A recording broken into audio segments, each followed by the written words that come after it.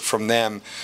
You know, their defense really gave us problems the whole night, the whole afternoon, and twofold. You know, turnovers in the first half put us in a hole we could never get out of. And the one thing about their two guards, they really guard our guards. It's hard for our guards, who are pretty darn good, to get anything going because their guards can really defend. And I think they're certainly playing really well right now, you know, with the parts. And, but for us, you know, I told our guys, I said, I'm very proud of. We're 11-7. We got through this regular season. We were 3-3 when Scott Martin went down. You know, we head to New York and we get some rest tomorrow, and kind of excited to play one last Big East tournament for us. How do you see the tournament, Mike? What are you going in New York? Yeah.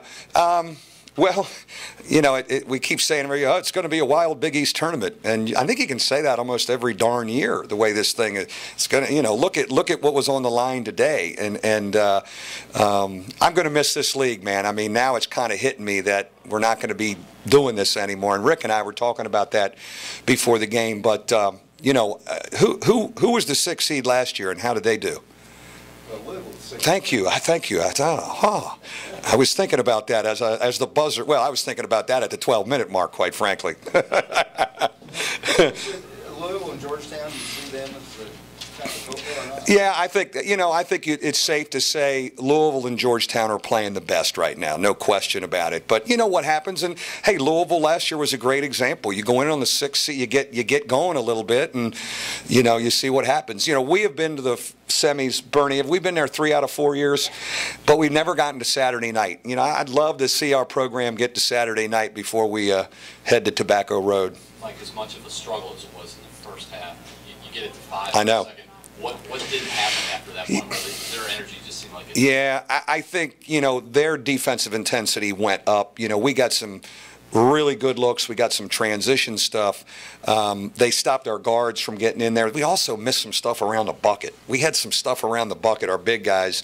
Jack and Tom had a tough night. You know, we need to get them going. Now, our other two bigs gave us great stuff, but Jack and Tom weren't very good, and that's objective number one, to get their gears rolling again before Wednesday. After what Grant did at the end of the last game against them, did you expect them to really clamp down on Yeah, I don't think you only have one magic act a season, maybe in your career, the way that. And you know, the last game was like this game. A couple turnovers, we're in a hole.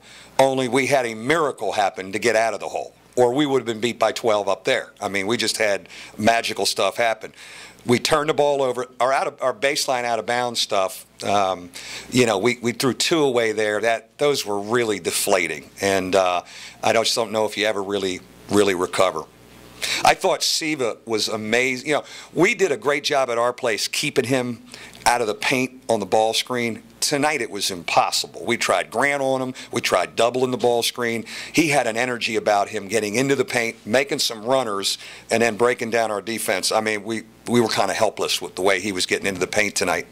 How about when Jang's playing like this? Yeah, you know, when he's scoring like that, you know, that's a whole nother gear for them, because they've had their offensive droughts. You know, they've had times when they can't score, but he looked like a pro tonight. He's shooting turnaround jump shots. He's shooting tough jump hooks over big guys. He's making the 15-footer. Yeah, he's got a great presence about him. You know, he and Siva, again, because we've had a lot of games with them, I have a lot of respect for those two guys, and they're classy young men that have been winners.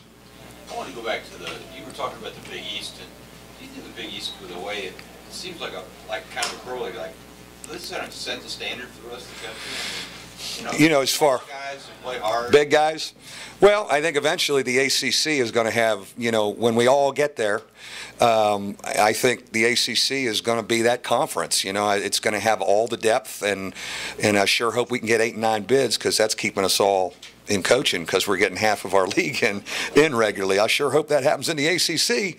But when you have a league like that, does it carry into the tournament?